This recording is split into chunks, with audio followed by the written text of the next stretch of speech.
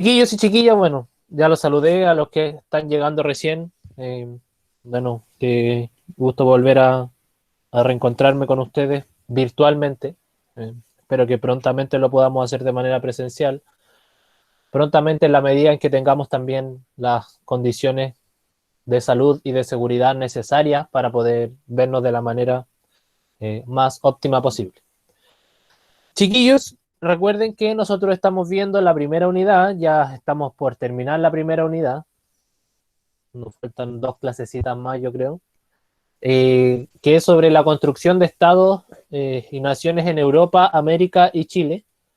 Hoy día vamos a hablar sobre el tema número 4, que es la guerra contra la Confederación Perú-Boliviana, que va desde... Alguien está tratando de entrar. Esta guerra va desde 1836 a 1839.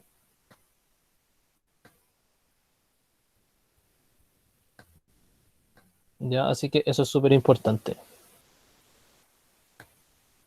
Seguimos. El objetivo de esta clase entonces va a ser comprender las características de la Primera Guerra Internacional del Chile independiente. Eso es muy importante. Eso vamos a hablar hoy día. Vamos a comprender las características de la Primera Guerra Internacional que tiene Chile desde que se volvió un país independiente. ¿Ya? Y es muy importante también que vamos mirando los orígenes de las relaciones que nosotros tenemos con nuestros países vecinos, en este caso con Perú y Bolivia. Ya de aquí se ven los orígenes de algunos conflictos de esta época. Así que mucha atención. Pero antes que eso, ¿alguien se acuerda qué fue lo último que vimos hace 2 semanas atrás? ¿Alguien se acuerda de qué fue lo que hablamos? Sobre las constituciones y los conservadores y los otros que se me fue el nombre. Los, Ya, conservadores, los cuales, los pipiolos, Conserva sí, conservadores. exacto, conservadores y pipiolos o pelucones y pipiolos, estuvimos hablando sobre las constituciones, sobre los grupos políticos. Muy bien, muchas gracias por ese aporte. Recuerden que en la clase anterior estuvimos hablando de los liberales y conservadores, o que algunos también les denominan pipiolos, ya que es un término bien medio francesado, y a los conservadores se les denominaba pelucones porque eran estas personas con mucho dinero que utilizaban pelucas, ¿cierto? Estas pelucas blancas que tienen como rulos abajo y ese tipo de cosas. Entonces vimos las características de cada uno, que por un lado estaban los liberales que postulaban que había que haber mucha más libertad, que la iglesia no tenía que tener tanto poder en el Estado, que las personas deberían ser más libres.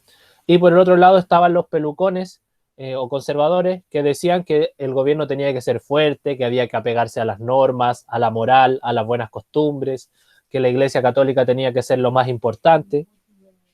Hablamos de eso. También hablamos de Diego Portales. Dijimos que Diego Portales había sido una figura súper importante. También yo les comenté que había tenido mucho poder. Diego Portales había sido ministro del Interior, ministro de Relaciones Exteriores, ministro de Guerra, pero no había sido presidente, pero sí había sido un burgués, y había sido un burgués, probablemente el hombre de la política más destacada durante el siglo XIX. Entonces Diego Portales es muy importante, de hecho tan importante que en la mayoría de las ciudades del país hay una calle que se llama Diego Portales. De hecho, aquí en Quintero también hay una calle que se llama Diego Portales. Hay una universidad o un instituto que se llama Diego Portales. Y recuerden que también dijimos que fue tan grande el conflicto entre los liberales y los conservadores que se produce una guerra civil, que es la primera guerra entre chilenos contra chilenos, donde ganan los conservadores en la batalla del Ircay. Aparece entonces la República Conservadora. Recuerden que yo les dije que hubieron 3 presidentes conservadores, Prieto, Bulnes y Montt, que duraron 10 años cada uno, que duraban 5 años, pero fueron reelegidos automáticamente por, en teoría, hacer bien las cosas. Eso es muy importante. Y después de eso, yo les di una actividad. Hicieron esta actividad con la mano en el corazón. Yo no, porque no estaba en la clase pasada y no entendía nada. ¿Alguien la hizo? Sinceramente, no, profe. Ya, ya. Entonces no saco nada con contarles lo que va en esta actividad, pero espero que la hagan, que revisen la clase de la semana pasada, que también busquen en el libro. Eran actividades cortitas, lo primero que tenían que hacer era qué aspectos de la Constitución de 1833 hacían ver que esta Constitución era conservadora. ¿Ya? Eso era lo primero, eso lo podían buscar tanto en la clase como en su libro o en otro medio, aparece, ¿ya? También, si ustedes hubieran vivido en ese periodo, ¿en qué grupo político hubieran participado? ¿Qué tipo de gobierno hubieran creado en Chile? ¿Qué cosas le hubieran incorporado a los ensayos de la primera constitución, de las primeras constituciones? Después venía una carta que había escrito Diego Portales a su amigo José Manuel Sea, y hoy ustedes tenían que describir qué decía en esa carta sobre la opinión de la democracia que tenía el tío Diego Portales, y también a qué tipo de gobierno quería aspirar Diego Portales. Y lo último era, ustedes tenían que escribir algunas cosas sobre la Constitución de 1833 en este cuadrito, que también aparece en la página 112 de su libro de historia. Y eso era lo que tenían que hacer, ¿ya? Tenían que haberle tomado fotos a esto. Yo también por ahí me pidieron las fotos por interno, también se las hice llegar. Así que es una tarea súper sencilla, pero que dedica algo de tiempo, entonces tienen que tratar de hacerlo. No les voy a... Yo pretendía que hoy día revisáramos esta tarea, pero si no la hicieron no tiene ningún sentido que yo les cuente lo que tienen que poner. Alguien está tratando de entrar. ¿Qué pasa con sus nombres? Cada día tienen nombres más raros. ¿Quién es Meloso? Ya, continuamos.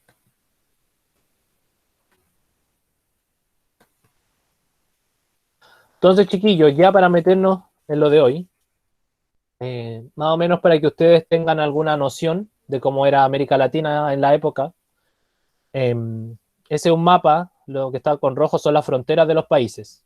¿Ya? Hasta ahí llegaba Perú, era mucho más largo, de hecho el territorio norte de Perú, actualmente de Chile. Fíjense cómo era Bolivia. Bolivia era muy grande, mucho más grande que ahora, y tenía salida al mar. Si se fijan, Bolivia tenía salida al mar, que es la zona actualmente de Antofagasta. Toda esa zona era de Chile, o sea, era de Bolivia, perdón, que actualmente es de Chile.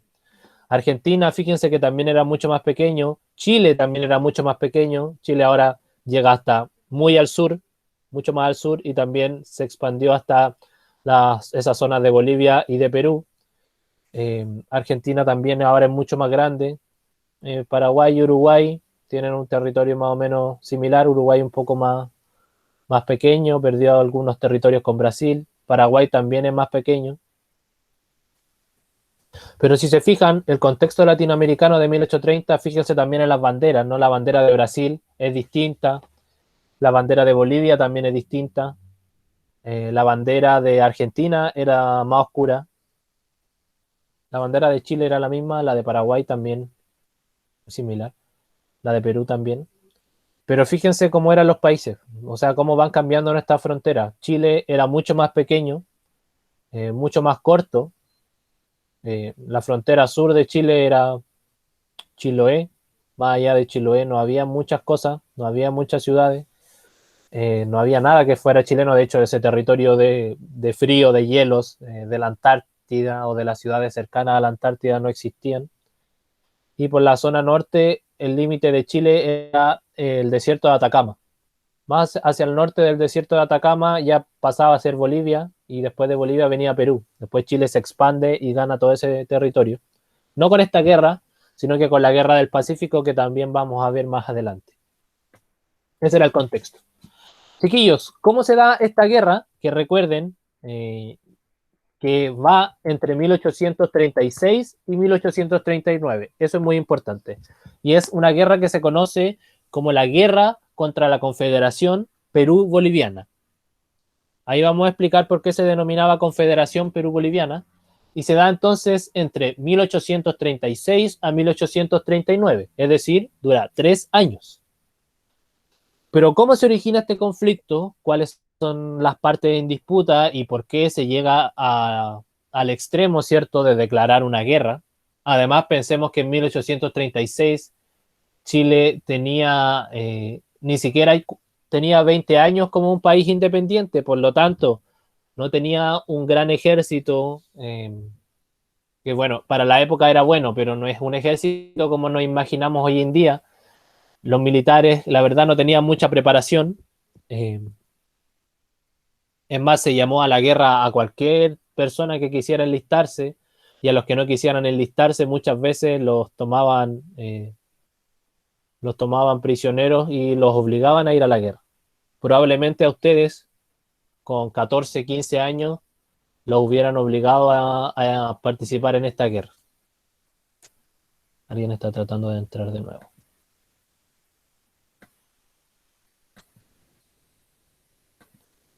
Chiquillos, y un personaje que no se les tiene que olvidar, porque esta pregunta puede que se la hagan en la PSU, es Andrés Santa Cruz. Andrés Santa Cruz fue presidente de Bolivia entre 1829 y 1839. Él tenía ciertos rasgos de origen indígena, por también obviamente era hijo de un español, ¿ya? Por lado de su madre tenía parentescos con la nobleza inca. Y a partir de eso, a partir de que él tenía antepasados incas, él, Andrés Santa Cruz, cuando llega al poder de Bolivia, se cree que uno de sus máximos ambiciones era tratar de reconstruir el imperio inca. Es decir, él creía que ese territorio de Perú y de Bolivia tenía que ser la cuna de la civilización americana, y para que se transformara en una gran civilización, en una gran potencia, había que tratar de tener el mismo territorio al que había llegado el imperio inca, que recuerden que iba desde Ecuador hasta Chile, entonces pasaba por Ecuador, Perú, Bolivia, Argentina y Chile. Entonces lo que él quería hacer era tratar de reconstruir eso.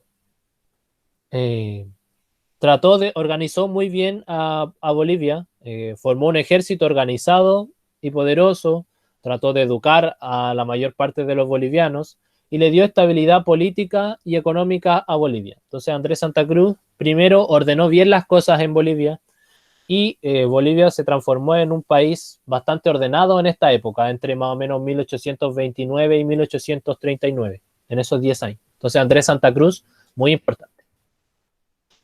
¿Y qué es lo que hace Andrés Santa Cruz? Se da cuenta que en Bolivia, o sea que en Perú, perdón, este boliviano Andrés Santa Cruz se da cuenta que en Perú hay muchos conflictos. Hay conflictos internos en Perú. Por un lado, Perú estaba dividido entre Perú del Norte y Perú del Sur, comandados por los comandantes Salaverry y Gamarra.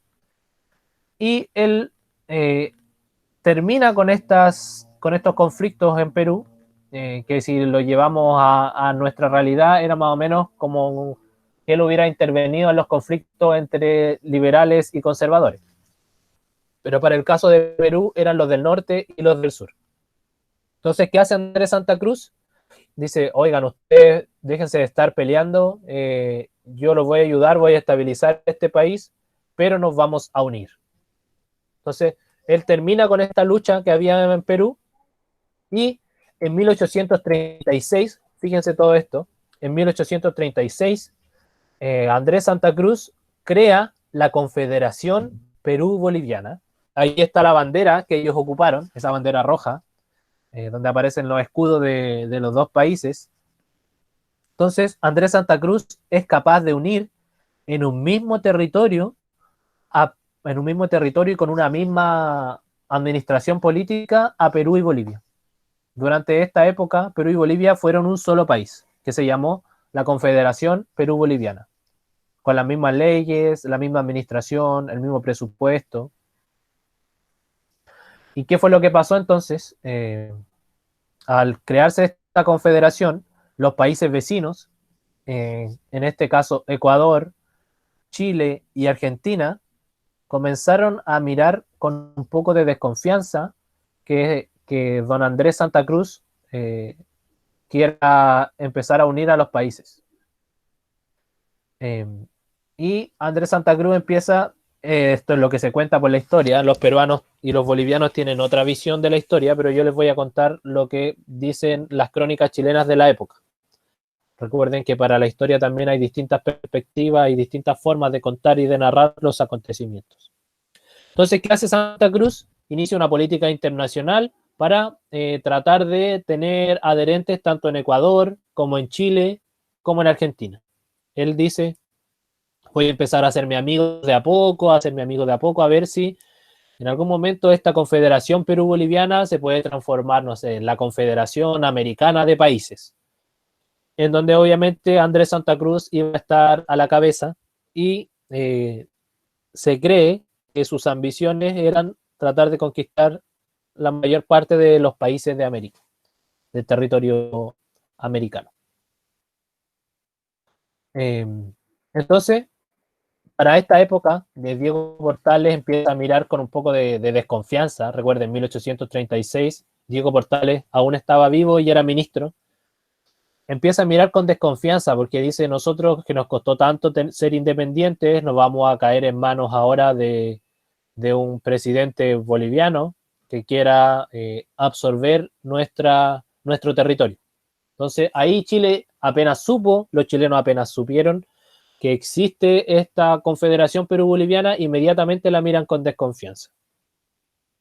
Los peruanos y los bolivianos que dicen que en los intereses de Andrés Santa Cruz nunca estuvo expandirse hasta Chile. Pero los chilenos dicen que sí, que ellos tenían evidencia de que Andrés Santa Cruz se quería expandir y quería absorber el territorio chileno. Pero, chiquillos, los problemas entre Chile y Perú no vienen solamente de esta época, sino que se arrastran un poco desde antes.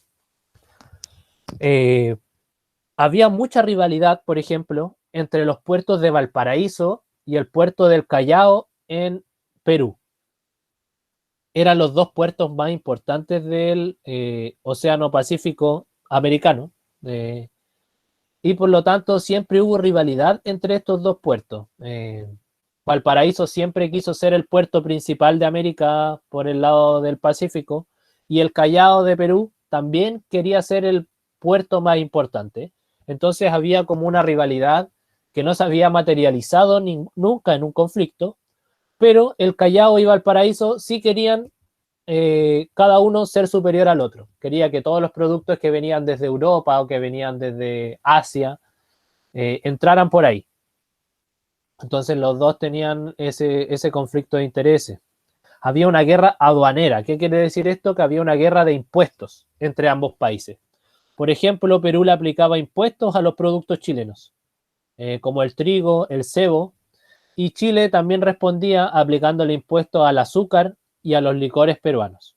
Entonces, si bien no habían tenido un conflicto armado, pero económicamente siempre se tuvieron mala el puerto de Valparaíso con el puerto del Callao en Perú. Se dice, los chilenos dicen que lo que quería hacer Perú era tratar de arruinar a Valparaíso comprándole un impuesto a todas las mercancías extranjeras que hubieran estado guardadas en Valparaíso. Es decir, si llegaba, no sé, un producto, guitarras. Si venían guitarras desde España y habían estado almacenadas o habían pasado por Valparaíso antes de llegar a Perú, le aplicaban un impuesto súper grande y por el que obviamente la gente después no compraba esas guitarras porque tenían ese impuesto agregado. Entonces se dice que lo que quería hacer con esa estrategia era que los productos no llegaran a Valparaíso, sino que llegaran primeramente a Perú y no a Chile. Y otra cosa por la que Chile también se dice que inició esta guerra es que Chile le había prestado 10.950.000 pesos, que quizás para la época no aparece como tanto dinero, 10 millones, pero pensemos, chiquillos, que estamos hablando de hace 200 años atrás. donde la moneda y donde 1 millón de pesos significaba en realidad una fortuna enorme. Entonces, Chile, para que Perú se independizara de España, le había prestado 10.950.000 pesos. Ya habían pasado más de 10 años y Perú no le devolvía este dinero. Entonces Chile también estaba como un poco molesto porque esos 10 millones era mucho dinero, así que Perú no se lo había devuelto. Entonces también esa fue otra de las causas de la guerra. Tenemos entonces la rivalidad entre los puertos, los impuestos a los productos y también este préstamo que no se había materializado en la devolución porque Perú argumentaba que no tenía el dinero como para pagar este préstamo a Chile. ¿Qué otros antecedentes hubieron antes de comenzar la guerra? Es que habían muchos chilenos que Diego Portales había echado al exilio, que se habían ido a Perú. Uno de ellos era, por ejemplo, Ramón Freire, que era un liberal, y como recuerden que en la guerra entre conservadores y liberales habían ganado los conservadores, por lo que Diego Portales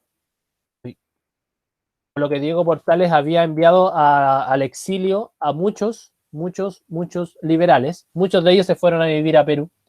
Y estos liberales que vivían en Perú estaban, se supone, haciendo planes con Andrés Santa Cruz para poder desestabilizar el régimen conservador en Chile y que los liberales fueran los que tuvieran el gobierno acá en Chile. Fue tanto esta como confabulación que había entre estos chilenos, que había estos liberales que estaban viviendo en Perú, que en 1836 Santa Cruz le prestó unos barcos a Ramón Freire, que había sido el general de los liberales, para tratar de derrocar al gobierno conservador en Chile. Ya se supone que Andrés Santa Cruz le pasó 3 o 4 barcos para que él viniera a Chile y eliminara al gobierno conservador. Pero esto no sucedió así. Los conservadores que estaban acá en Chile, Diego Portales y su tropa, derrotaron este intento de Ramón Freire, que tuvo que irse desterrado, pero esta vez a Australia. Entonces, Ramón Freire desaparece luego de este intento, desaparece de la órbita tanto de la Confederación Perú-Boliviana como también del Estado de Chile. Y como yo les decía, Diego Portales considera la existencia de esta Confederación Perú-Boliviana como un peligro, ya que amenaza a la independencia que tenía Chile. ¿Vamos bien hasta ahí? ¿Se entiende? ¿Alguna duda? ¿Estoy hablando muy rápido? ¿Estoy hablando mucho? ¿Vamos bien o no vamos bien? Sí, se entiende ¿Se todo, entiende? Sí, Sí, profe, va bien, va bien. Ya, va bien. Vamos bien entonces. Cualquier duda, recuerden, pregúntenme, prendan su micrófono y me preguntan lo que necesiten. Entonces, seguimos repasando. Personajes importantes tenemos entonces a Andrés Santa Cruz, recuerden, boliviano, que crea la Confederación Perú-Boliviana. Y por el lado de Chile, hasta ahora aparece solamente Ramón Freire como un chileno desterrado que quería eliminar al gobierno conservador de el Diego Portales. Seguimos. Fue un traidor. Sí, fue un traidor. Algunos dicen que fue un traidor, otros dicen que él trató de recuperar a los liberales en el poder.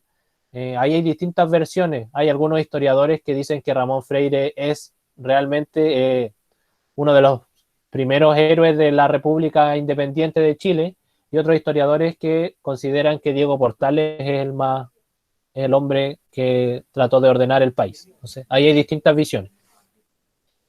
El gobierno de Chile, chiquillos, en 1836 envía una expedición naval para capturar al puerto del Callao en Lima. Y también bloquean el puerto y también tratan de tomar prisioneros a la flota naval que tenía Perú en esa época. Chile, chiquillos, y esto históricamente, les voy a dar un dato histórico, Chile históricamente ha tenido un buen desarrollo de estrategias militares, más que de tecnología militar, porque tanto en esta guerra como en la guerra del Pacífico, las naves marinas, los barcos y los buques de guerra que tenía Perú eran muy superiores a los que tenía Chile.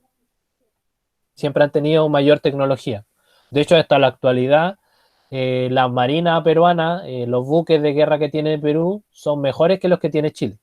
Ahora, lo que tiene Chile de bueno, mirando la actualidad, que en esta época obvio que no habían, es la flota aérea.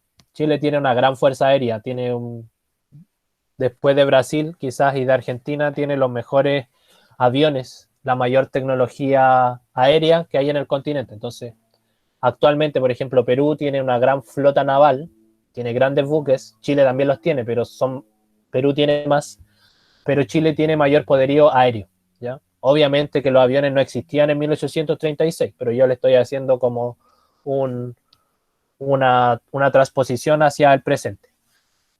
¿Qué pasó entonces? El gobierno chileno envía esta flota en 1836 con un representante, que en este caso era Mariano Egaña, que era quien, recuerden, había escrito la Constitución, con una serie de exigencias para Andrés Santa Cruz. Exigencias como, por ejemplo, disminuir los impuestos a los productos chilenos, un compromiso para que él no vuelva a meterse en los asuntos internos de Chile, compromisos también de no querer ampliar el territorio de la Confederación.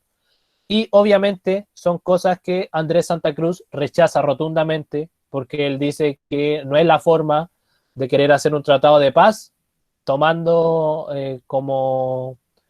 por sorpresa un puerto, bloqueando un puerto y tomando como rehenes algunas naves. Entonces él dijo que si querían negociar no tenía que ser de esa forma. Y como él rechaza las exigencias que le presentó Mariano Egaña, mandado obviamente por Diego Portales, el 9 de septiembre de 1836 se declara oficialmente la guerra. Ya, eso es muy importante. Entonces, el 9 de septiembre de 1836, Chile le declara la guerra a Perú y Bolivia. Aquí está una carta, se las voy a leer, una carta que escribió Diego Portales con respecto a la guerra. Dice Diego Portales, voy a poner voz de Diego Portales. La posición de Chile frente a la Confederación Perú-Boliviana es insostenible. No puede ser tolerada ni por el pueblo ni por el gobierno, porque ello equivaldría a un suicidio. Por su extensión geográfica, por las riquezas conjuntas de Perú y Bolivia, apenas explotadas ahora, por el dominio que la nueva organización trataría de ejercer en el Pacífico arrebatándonoslo. En consecuencia, la Confederación debe desaparecer para siempre jamás del escenario de América. Eso es lo que dice el tío Diego Portales. O sea, él dice que esta confederación significa una amenaza. ¿Por qué? Porque Perú y Bolivia juntos tienen muchas riquezas. Por ejemplo, Bolivia siempre ha tenido grandes minas de plata. Perú tenía grandes territorios, tenía recursos marinos, tenía hacia el interior también algunas minas, grandes plantaciones. Entonces, Diego Portales veía esto como una amenaza. Y además, esto sería también que permitiría que estos dos países conjuntos hundieran al puerto de Valparaíso. Y eso era algo que él no quería. Así que eso con Diego Portales. ¿Qué pasaba con la gente pobre, chiquillos? ¿Qué pasaba con la gente pobre que vivía en Quintero, que vivía en La Ligua, que vivía en Puchuncaví, que vivía en estas ciudades más pequeñas? No tenían mucha idea de esta guerra, no conocían mucho la guerra, porque pensemos que en 1836 no habían muchos medios de comunicación, no existía ni la radio, ni la televisión, ni el internet, ni nada de eso. La única forma de enterarse de las cosas era a través de los diarios o a través de que llegara alguien que venía de otra ciudad en donde se había enterado de algo y así mayormente las noticias viajaban de boca a boca. Porque también pensemos que no todas las personas sabían leer, por lo tanto leer un periódico no era algo que pudiera hacer Juanito Pérez, no podía leer. Entonces el pueblo no sabía mucho de este conflicto y en un comienzo el pueblo no quería esta guerra. ¿Por qué no quería esta guerra? Porque recuerden que hace solamente 7 años atrás habían tenido la guerra entre conservadores y liberales, por lo que había muchos hombres de familia que habían muerto, muchos territorios habían quedado dañados. Entonces la gente pobre no apoyó esta guerra, no apoyó la guerra de Diego Portales. ¿Qué hizo Diego Portales cuando se dio cuenta que no había mucho apoyo del pueblo? Empezó a condenar a muerte a aquellas personas que se manifestaban en contra de la guerra. Supongamos que el Jorge no quería la guerra y él fue a hacer una manifestación en la Alameda, en Santiago, con 30 personas más, con carteles y gritando cosas en contra de la guerra, que no podíamos tener una guerra, etcétera, etcétera. Al Jorge lo mataban. Lo mataron, de hecho. Lo mataron al otro día de haberlo pillado haciendo manifestaciones en contra de la guerra. Y también aquellas personas que se negaban a asistir a la milicia, también muchas veces se las ejecutaba y se los mataba. O sea, es decir, si el Alonso no quería participar en la guerra y lo pillaban desertando del ejército, también lo mataban por traidor. Fueron tan duras las medidas que tuvo Diego Portales que en 1837 Portales es capturado por algunos militares. ¿Se acuerdan que yo les conté en la clase anterior que a Diego Portales lo habían matado gente de su propia guardia? Él iba camino a Quillota, o iba por un camino cerca de Quillota, y los militares que iban con él se sublevaron y lo asesinaron. Yo les decía que había muchas historias sobre el asesinato de Diego Portales. Muchas. Ahí hay una foto, una pintura. Porque si se fijan son los mismos militares que iban con él los que lo asesinaron. Hay distintas teorías sobre por qué muere el tío Diego Portales. Unos dicen que fueron los mismos conservadores que tenían miedo de que Diego Portales se quedara con el poder para siempre.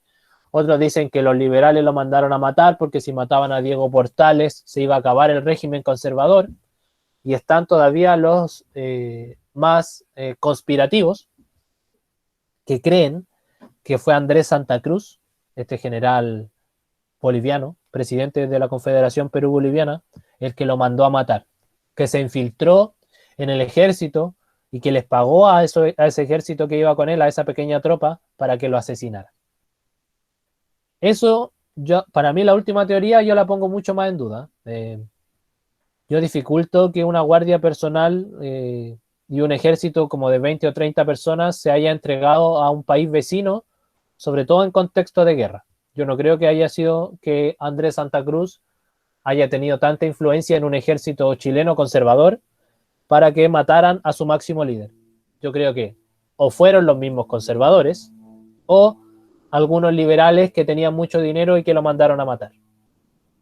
Pero lo que yo creo lo más probable es que hayan sido los mismos conservadores los que por miedo al poder que tenía el tío Diego Portales lo mandan a matar. ¿Ya? Entonces, Portales muere luego de, septiembre, octubre, noviembre, diciembre, luego de 9 meses que se había declarado la guerra. Entonces, muere en plena guerra también fue un acontecimiento importante en la época. Por un lado estábamos los chilenos peleando hacia el exterior, porque las batallas se desarrollan principalmente en Perú, y internamente se había muerto el personaje político más importante de la época. Por lo tanto, fueron tiempos bastante difíciles para la población en Chile. ¿Qué hace la opinión pública con la muerte de Diego Portales? ¿Qué dicen los diarios? ¿Qué dice la prensa? ¿Qué dicen los boletines escritos? Dicen que la muerte de Diego Portales, obviamente sabemos que los medios de comunicación también manipulan un poco las cosas. Lo que dicen los medios de comunicación es que a Diego Portales lo mata Andrés Santa Cruz. Obviamente los medios de comunicación no iban a decir que los mismos conservadores tenían miedo de Diego Portales y lo mandaron a matar. Entonces los diarios titulan que a Diego Portales lo mandaron a matar desde Bolivia y esto provocó un efecto en la gente de querer vengarse. Pasó el pueblo chileno, pasó el Jorge de manifestarse en contra de la guerra a después de saber que un presidente boliviano había mandado a matar a Diego Portales, pasó a apoyar completamente la guerra. O sea,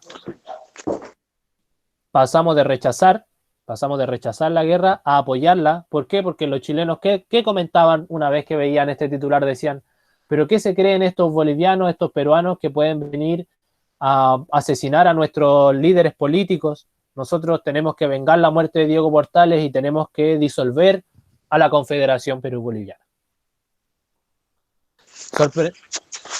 Profe, ¿y qué le hicieron al señor de Bolivia?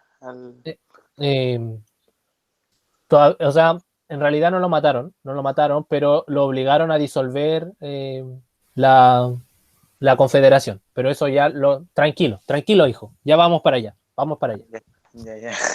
Ya, pero entonces, ¿qué pasó? Pasaron de los chilenos no querer ir a la guerra a que todos los chilenos, al otro día de que se supo esta noticia de que matan a Diego Portales, la mayoría de los chilenos quiere participar en el ejército porque quieren vengar la muerte de Diego Portales. O sea, al otro día, el Gabriel, el Seba, el profe Esteban, el Alonso, el Jorge, alguna que otra chiquilla infiltrada también. Por ejemplo, pasó y se ha descubierto que algunas mujeres también se enlistaron en el ejército haciéndose pasar por hombres. O sea que, por ejemplo, la Valentina, si hubiera querido también y hubiera sentido ese sentimiento de servir a la patria, se podría haber disfrazado de hombre y haber ido a pelear a la guerra también. A lo Mulan, profe. Sí, muy buen ejemplo, como la Mulan. Y muchas veces no necesariamente no se daban cuenta los generales, pero como necesitábamos gente que fuera a pelear, se hacían los lesos y decían, ya, sabemos que es mujer, pero hagamos como que le creemos. Hagamos como que fingimos que la Valentina es hombre, entonces que vaya a la guerra como la Mulan y que logre ayudarnos en los campos de batalla. Así que eso fue lo que pasó. En 1837, entre septiembre y noviembre, recuerden que la muerte había sido en junio. En junio muere Diego Portales y en septiembre, es decir, 2-3 meses después, se manda la expedición Blanco Encalada hacia Arequipa, ya que es un puerto más hacia la zona norte de Chile, hacia el norte de Chile, más cercano a, obviamente, es en la zona sur de Perú. Entonces llegan a Arequipa y ahí hacen una expedición donde los chilenos derrotan al ejército entre septiembre y noviembre de 1837. Después, en agosto del otro año de 1838 y en enero de 1839, Chile vuelve a ir a la ofensiva. Esta guerra, chiquillos, no es que se haya peleado todos los días, ya eso lo voy a dejar bien en claro. No es como la Primera Guerra Mundial, que los soldados estaban todos los días en las trincheras disparando, no. Aquí, como era una guerra marítima, cada cierto tiempo Chile mandaba a sus buques de guerra a atacar algunos puertos de Perú. Chile tomó la ofensiva y Perú siempre tuvo una labor más defensiva. La Confederación Perú-Boliviana siempre trataron de defenderse más que de venir a atacar nuestros puertos. Entonces, la expedición Bulnes, y ahí es donde aparece otra figura importante, que es Manuel Bulnes. Manuel Bulnes, en agosto de 1838, va a atacar Lima, y también en 1839 van a Lima, pero también van a otro lugar más hacia al sur, que es Chimbote. Ya, así que muy importante. Ahí aparece Manuel Bulnes. Y chiquillos, eran tan importantes los generales de guerra en esta época que Manuel Bulnes, como fue el general más importante de la lucha contra Perú y Bolivia, contra la Confederación, Manuel Bulnes se transformó en presidente de Chile después de el periodo de José Joaquín Prieto. 2 años después de que se termina la guerra, Bulnes asume como presidente. ¿Y por qué asume como presidente? Porque adquirió mucha fama siendo el general de batalla importante.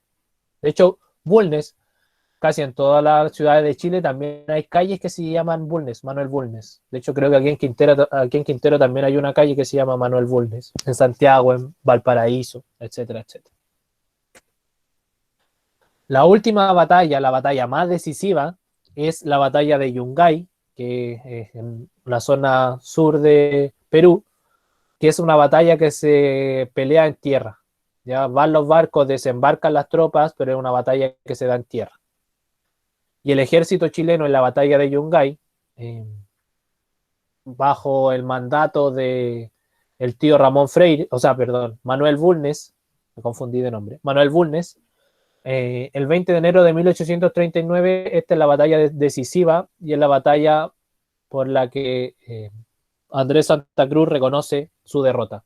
¿Por qué? Porque está muriendo mucho ejército de la Confederación, los chilenos están destruyendo las tierras, están incendiando lugares, entonces ellos deciden rendirse.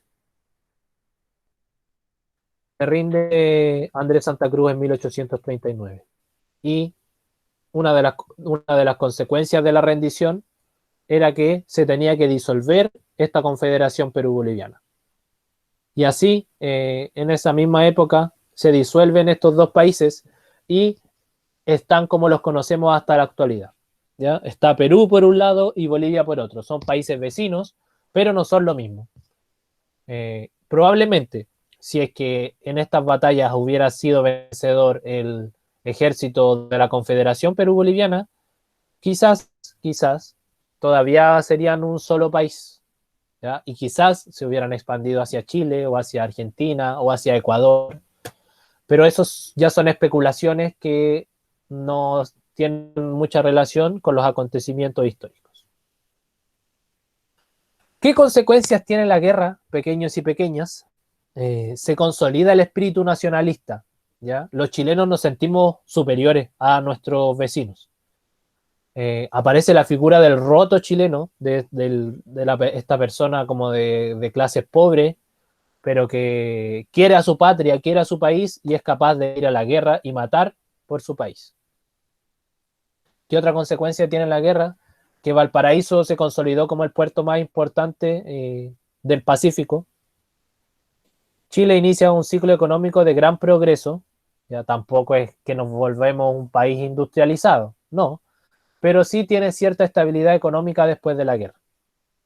Otra consecuencia de la guerra es que Manuel Bulnes se gana tanto prestigio que se consolida presidente en 1841. Otra cosa es que todas estas libertades públicas que Diego Portales había como eliminado, que era que no se podía manifestar, que se mataba a aquel que no pensara igual que él, también se restablecían las libertades que habían con anterioridad a eso. Y otra consecuencia de la guerra es que desde ahí para adelante, chiquillos, las relaciones entre Perú, Bolivia y Chile no han sido muy buenas. Desde ahí para adelante que no nos hemos llevado muy bien en términos políticos. Nos llevamos mal con nuestros países vecinos y esa es la verdad. Y se van a acrecentar todavía más después de la Guerra del Pacífico, cuando Chile gana estos territorios que habíamos visto acá, que en esa época no eran de nuestro país. Cuando Chile le quita la salida al mar a Bolivia, cuando Chile gana la zona de Arica y de Iquique a Perú, desde ahí para adelante las relaciones fueron todavía mucho peores, ¿ya? Hay todo un historial en cuanto a la forma que ha tenido Chile de relacionarse con los extranjeros. Así que eso para la clase de hoy. Y obviamente Andrés Santa Cruz no pudo ocupar ningún cargo político ni público importante en Bolivia. Colorín colorado, este cuento se ha acabado. Chiquillos, ¿alguna duda sobre esta clase? ¿Les gustó? ¿Qué les llamó la atención? ¿Qué cosas no sabían? ¿O qué cosas sabían? ¿Alguien que quiera dar su Bueno, lo que opinión? no sabía es que Perú tenía mar. Sí, Bolivia. Sí, Libia. Sí, Bolivia, claro, en esta época tenía salida al mar. De hecho, Antofagasta, chiquillos, cuando ustedes vayan a Antofagasta, toda esa zona era el puerto boliviano por excelencia. Ya que no lo perdieron en esta guerra, pero lo perdieron en la guerra del Pacífico, que fue por ahí por la época de 1876, ¿ya? Así que muy importante. ¿Alguien más tiene algún otro comentario? ¿Qué le gustó? ¿Qué le llamó la atención? ¿Con qué enseñanza se van para sus casas? Que hasta tu mismo pueblo te traiciona. No, chao, me enojé. Ah, sí, Eso de que es los verdad. chilenos mataron al Diego. Al Diego. Diego, Ajá, ya, eso ajá, me dio rabia. sí, pero como yo les decía, tampoco hay algo muy, muy claro sobre eso. No sabemos en realidad quién fue que lo mató. O sea, sabemos que fue el ejército, pero no sabemos bien quién. ¿Alguien más? ¿Algo que decir?